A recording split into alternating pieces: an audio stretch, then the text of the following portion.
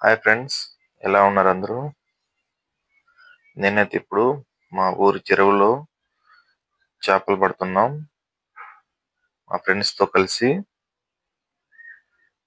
మీకు కనపడుతున్న వలలోనే చేపలు అయితే పడుతున్నాం ఈరోజు. మాకైతే కొన్ని చేపలు పడ్డాయి, అవి చూపిస్తాం మీకైతే. సంచిలో దాచిపెట్టాం. ఇవే అండి చేపలు.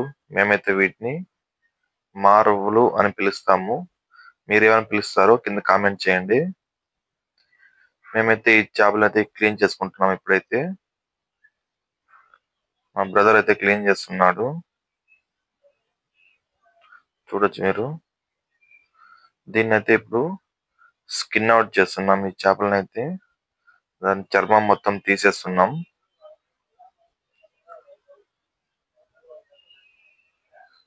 స్కిన్ అవుట్ చేసి అయితే కట్ చేసుకుంటున్నాం. ఇప్పుడైతే ఇవైతే నీట్గా కడిగేసుకొని పల్లెటూరి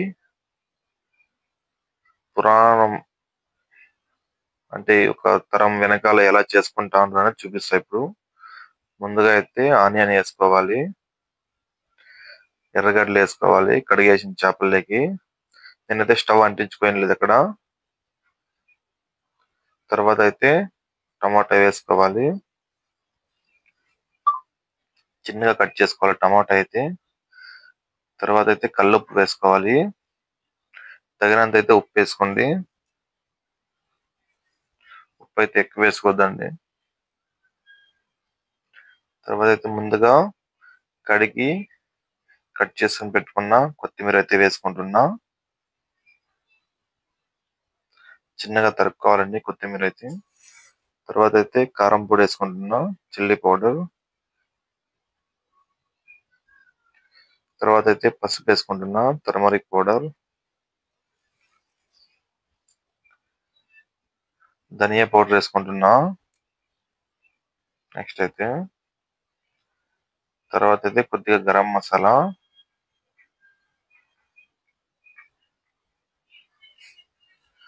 మా ఇంటి బయట చూపిస్తున్నాను మీకు. ఇప్పుడు బాగా వాన అయితే పడుతుంది, వర్షం అయితే వస్తుంది మా ఇంటి బయట. నెక్స్ట్ అయితే హాఫ్ అన్ అవర్ ముందు నానబెట్టుకున్న చింతపండు రసం అయితే వేసుకోవాలి మనము. చింతపండు ఎంత ముందు నానబెట్టుకుంటే అంత రసం వస్తుంది మెత్తగా. పులుపు తగిలితేనే చేపల చారుకు బాగుంటది. పులుసు అయితే కొద్దిగా ఎక్కువ వేసుకుంటే బాగుంటదండి. తర్వాత అయితే అల్లం వెల్లుల్లి పేస్ట్ వేసుకుంటున్నా, జింజర్ గార్లిక్ పేస్ట్.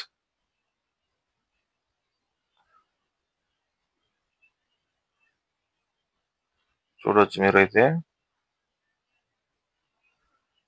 ఇప్పుడైతే నేను ఆయిల్ వేసుకుంటున్నానండి.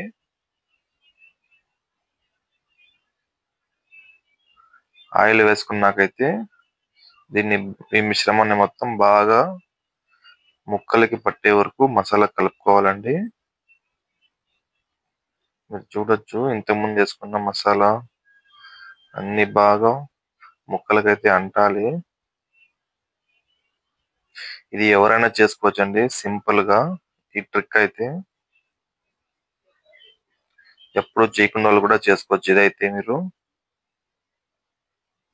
మా కోడి పిల్లలు చూడండి.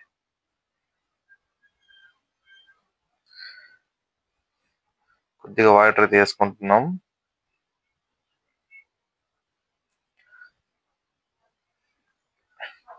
ఇప్పుడైతే మనం స్టవ్ అంటించుకునేసి ఒక half an hour medium flame లో అయితే వేడి చేసుకోవాలండి, బాయిల్ చేసుకోవాలి మీడియం ఫ్లేమ్ లో హాఫ్ అన్ అవర్. అంతేనండి, వేరే ఏం లేదు. ఇదైతే సింపుల్ గా పాత స్టైలు, పల్లెటూరులో పాత స్టైల్ ఈజీగా అయిపోతుంది. కర్రీ అయితే అయిపోయింది హాఫ్ అన్ అవర్ తర్వాత. చూడొచ్చు మీరు. రసం అయితే సూపర్ ఉందండి, నేనైతే టేస్ట్ చేశాను. మీరు కూడా సేమ్ సింపుల్ గా ట్రై చేసుకోవచ్చు. ఇంటి దగ్గర కానీ ఎక్కడైనా కానీ ఎవరైనా కానీ ట్రై చేసుకోవచ్చు. ఏదైతే సింపుల్ గా. దయచేసి అందరూ సబ్స్క్రైబ్ చేసుకోండి, లైక్ చేసుకోండి.